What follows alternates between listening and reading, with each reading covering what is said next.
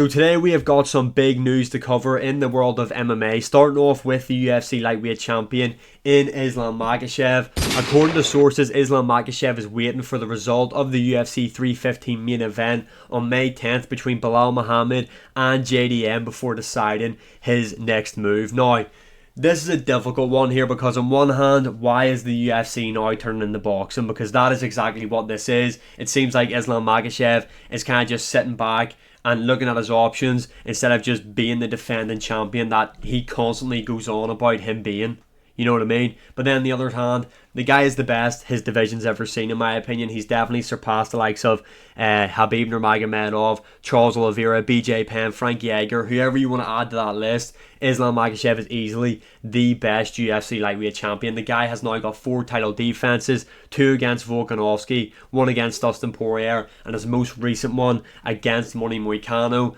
I think everybody is on the same boat that they want to see Islam Makhachev versus Ilia Topuria next. I know for me, that is my most anticipated matchup that can be made in the sport in general. Like, if I could pick any fight ever to be made, it would be Islam Makhachev versus Ilia Topuria. I just want to see the pound for pound number 1 go against the pound for pound number 2, and I think stylistically both guys cause each other a lot of problems in there. But I do understand Islam Makhachev's want to move up and become double champ. I think the double champ status thing has kind of worn off a wee bit, to be honest. I don't think it's as intriguing as what it once was, but this is what Islam Makhachev wants to go for. The guy's obviously chasing legacy.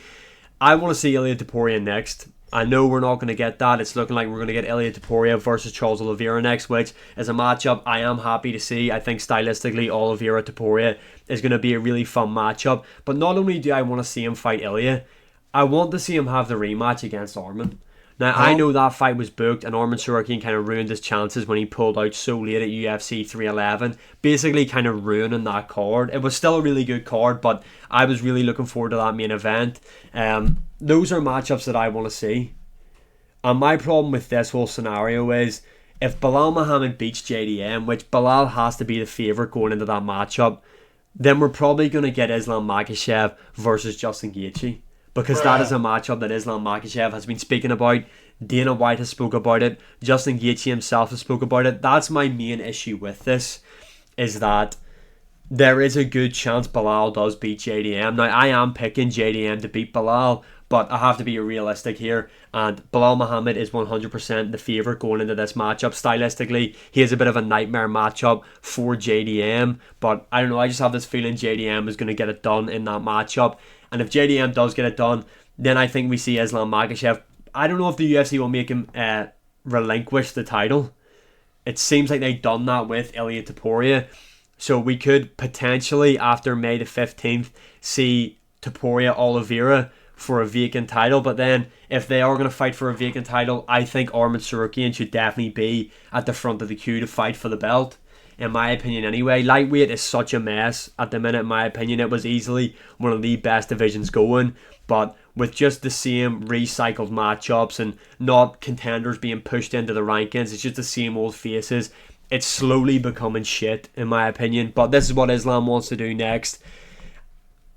It's annoying because my dream MMA matchup is there between him versus Ilia, but in the same sense, you can understand why Islam wants to move up. I think there's an argument Islam's already top 5 of all time, in my opinion, just with the work that he's done, the names on his resume. But if he is able to move up and win the welterweight title, he definitely solidifies himself, in my opinion, at that point, as a top 5 of all time, in my opinion anyway. But like I said, I dread to see how this scenario plays out. Although I would like to see Islam Makhachev versus JDM. I think that would be a fun one. I think Islam would beat JDM because I think Islam is a much more polished striker than what Belal Muhammad is. I actually think Islam Makhachev is a really good kickboxer. And obviously his grappling, yes, Belal does train with him the odd time. I think they've trained once, so that then means they can fight each other. But Islam Makhachev's grappling is very, very different from Belal Muhammad. I mean, Belal Muhammad is happy enough to hold you down there, where Islam Makhachev is constantly chasing the finish. This guy's looking to get you out of there. So it could be an interesting one, JDM, Islam Makhachev, but for me, the fight is there. Islam versus Ilya, make it happen. Moving on to this one right here, Movsar Evloev versus Aaron Pico.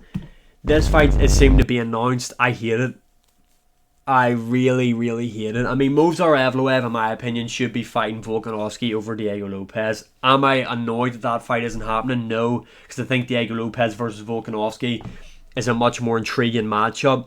But Movsar Evloev, I know he doesn't have any finishes in the UFC, but this guy's on a crazy win streak, if we're being honest. And to give him Aaron Pico in his UFC debut, another reason why I don't like it is Pico is going to lose to Movsar Evloev comfortably. Movsar is going to beat this guy easy, and then what? And then what do? You know, Aaron Pico's hype is kind of just gone because Movsar Evloev is going to absolutely drown him in there. For those who don't know, Aaron Pico is a former PFL Bellator fighter with a record of 13 wins, 4 losses. He's got 9 wins by KO, 2 wins by submission. He is currently on a 3-fight win streak, but he hasn't fought since February 2024, and that was for the PFL.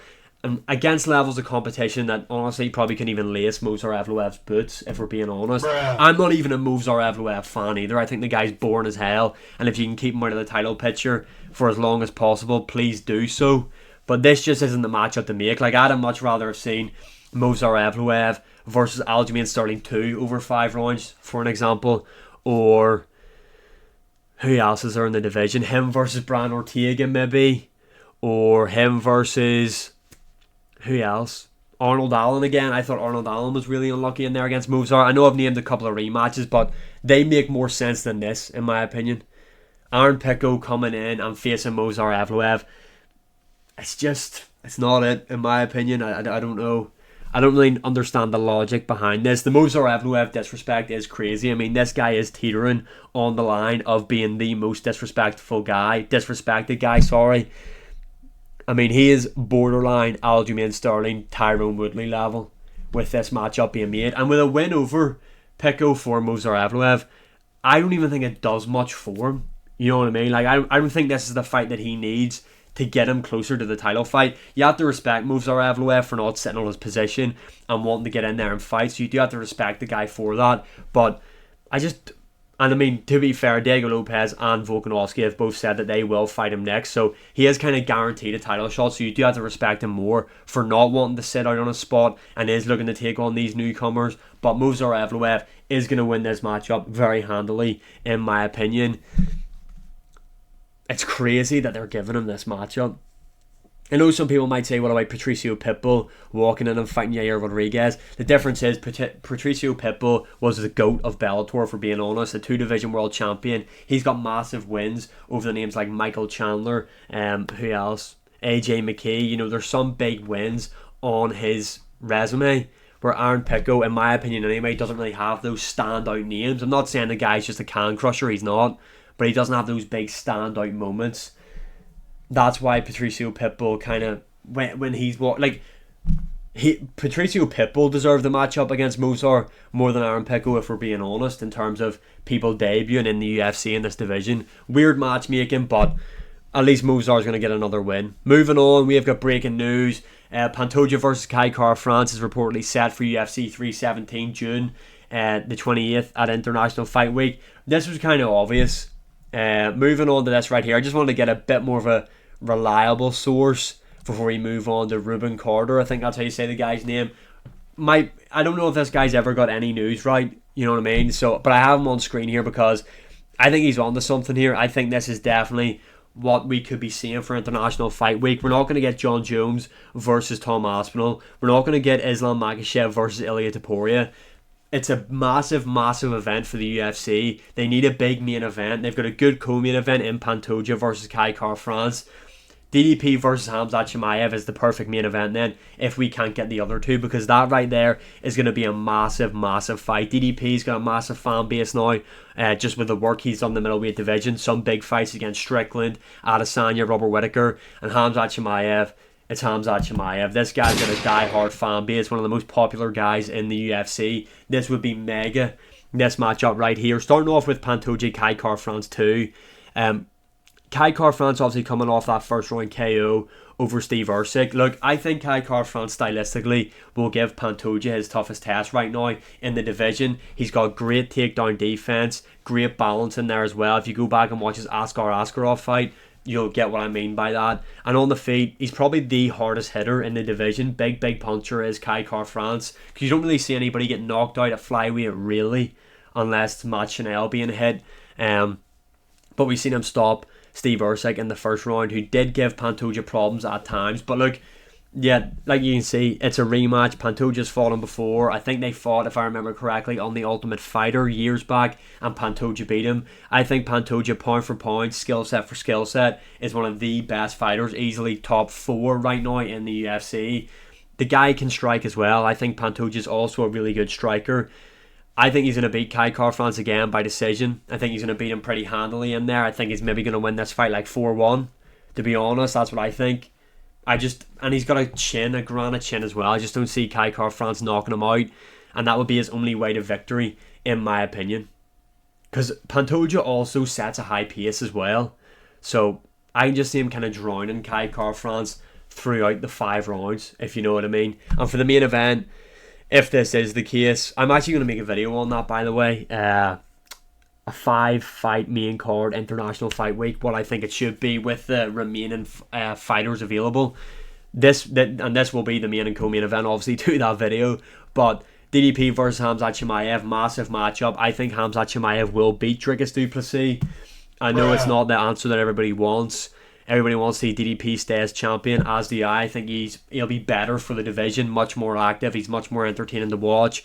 But I think DDP is really going to struggle with Khamzat Chimaev really early on. And if you're picking DDP to beat Khamzat, you're relying on DDP to outlast Khamzat in those 2 rounds. And then Khamzat Chimaev fades. Because we're yet to really see as Khamzat worked on that gas tank problem. Because obviously we've seen it in fights against Gilbert Burns, Kamaru Usman. We didn't get to see it tested against Robert Whittaker because he literally broke Whittaker's face in the first round. So maybe Khamzat's improved on the gas tank, we don't know. And that's what makes this fight so interesting. How good is DDP's grappling? How good is Khamzat Chimaev's striking and gas tank? We're all going to see that in this matchup. And I think on stage, these guys are going to go back and forth. I think it's going to make for a very entertaining build.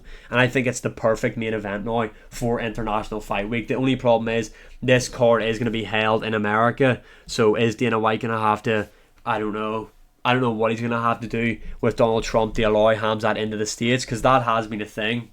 Correct me if I'm wrong, but it has been Khamzat can't get a visa to enter America. That's why he hasn't fought there. And hopefully that isn't going to be the problem for this matchup, because it deserves the headline International Fight Week just with the landscape of the UFC right now. But yeah, that's all I've got for today. Let me know your opinions on these situations in the comments below. And as always, like, share, subscribe, comment, all that good stuff. And I'll see you all again in the next one.